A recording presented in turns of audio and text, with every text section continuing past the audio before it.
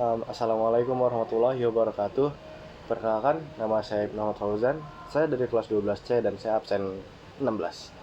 Jadi saya akan hmm, apa ya, bahas tentang buku yang mana bicara itu ada seninya.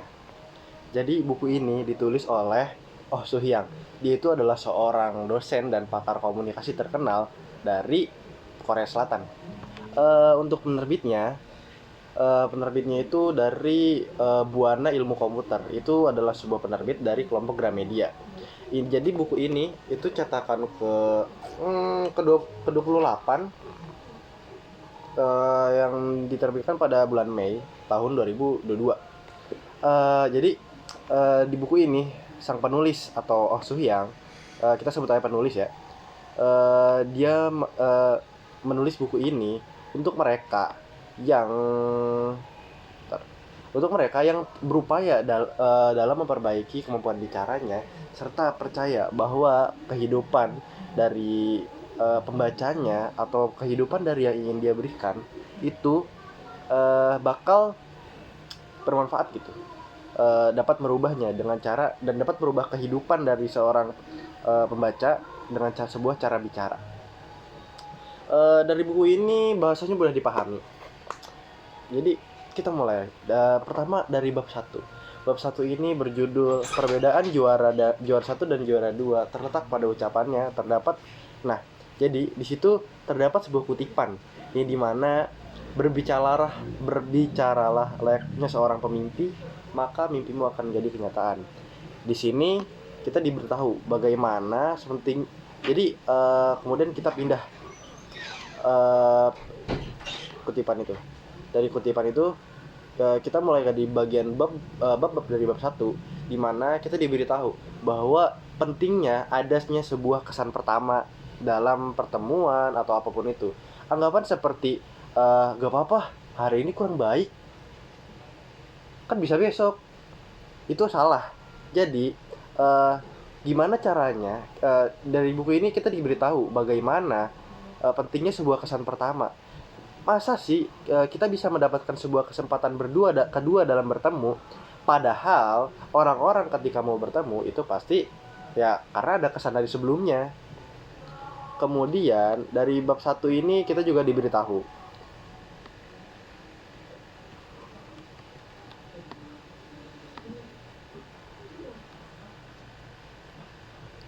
eh bagaimana sih cara kita berbicara secara logis. Ada 5 hal penting, yaitu dalam berbicara secara logis. Apa? Ignore. Dalam berbicara secara logis. Jadi, yang pertama adalah kita harus bisa memberikan sebuah alasan yang tepat untuk argumen yang kita berikan. Yang kedua, kita harus bisa hindari lompatan logika yang dilebih-lebihkan. Kita harus bersikap konsisten dan juga kita menggunakan kata-kata sederhana dan terus tetap tenang. Kemudian gimana secara dijelaskan juga gimana cara kita mencampurkan sebuah unsur nonverbal seperti gerak buku dalam ucapan. Kita itu harus yang pertama itu yang penting adalah kita harus berpenampilan baik. Selalu tersenyum, percaya diri, dan juga menggunakan gestur tubuh yang tepat dalam berbicara. Dijelaskan juga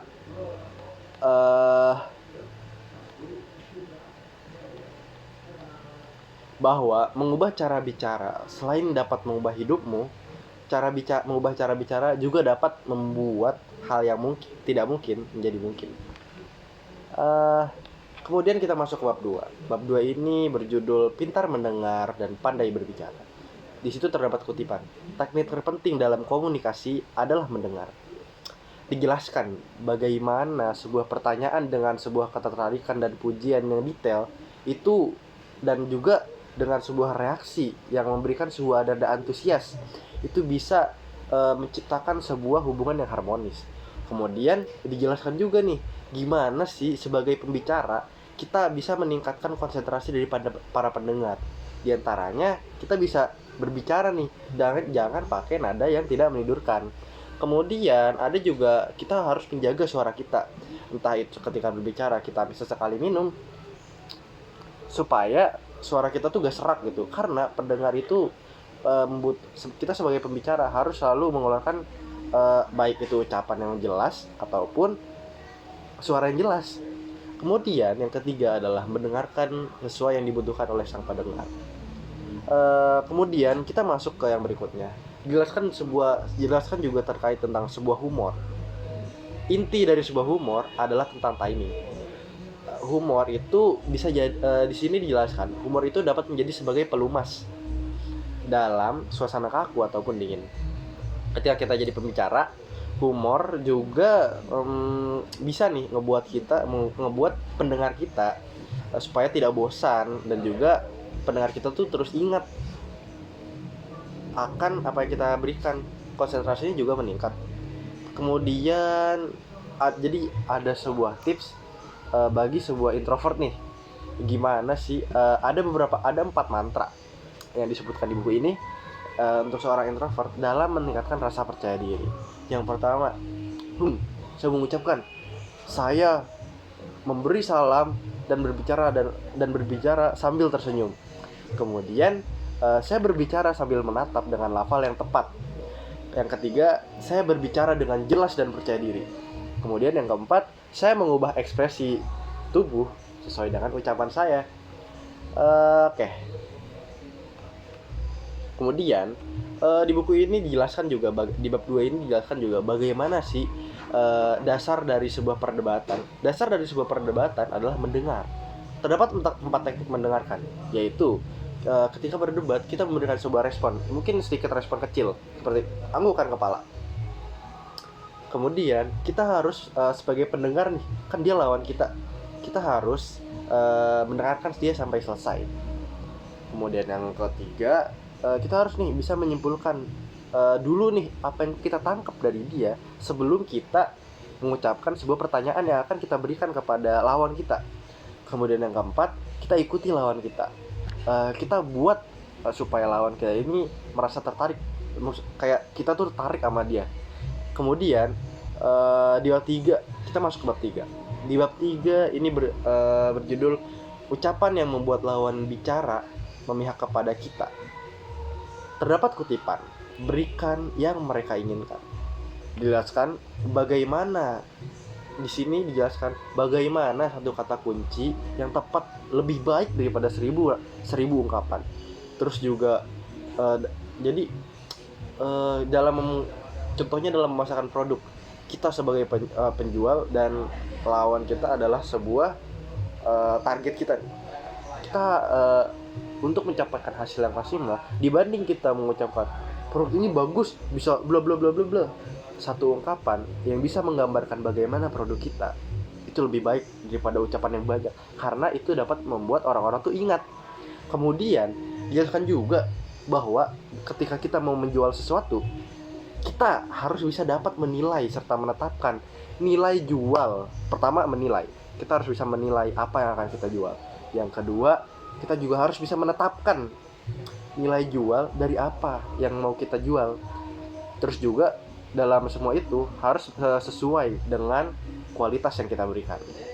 Kemudian kita juga diberikan nih sebuah repetisi yang mendatangkan kata yes. Kita harus terus melakukan apa tujuan kita untuk mendapat sebuah keberhasilan, baik itu kayak pekerjaan ataupun mempromosikan barang nih. Contohnya kita harus tunjukin nih, ketika kita mempromosikan, kita ulang terus ucapan kita ulang. Karena di buku ini dijelaskan bahwa tingkat keberhasilan dari mungkin produk iklan yang bagus memang bagus ya, ada dampaknya.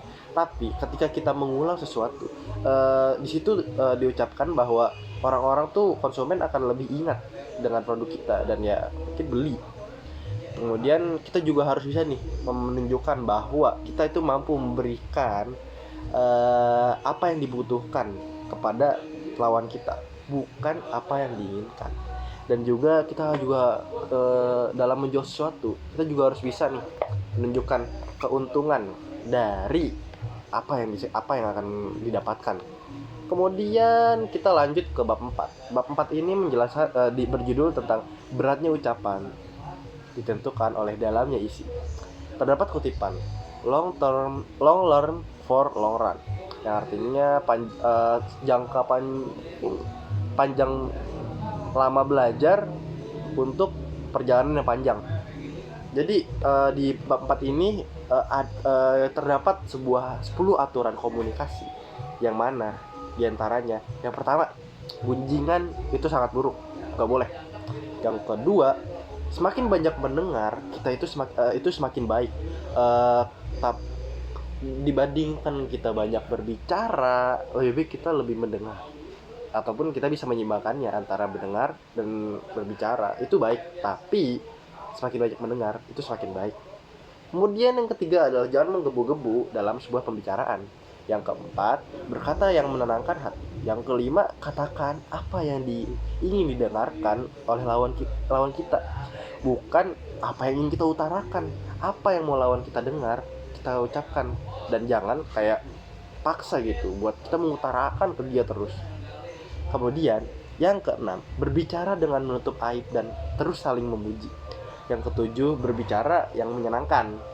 Yang ke-8, jangan hanya dengan lidah, tapi kita harus bisa mengekspresikan dengan mata dan juga ekspresi. Kemudian sepatah kata yang diucapkan itu memiliki dampak. Dan yang terakhir, jangan berbicara sembarangan, dan juga kita tuh harus terus tanggung jawab nih atas apa yang kita ucapkan.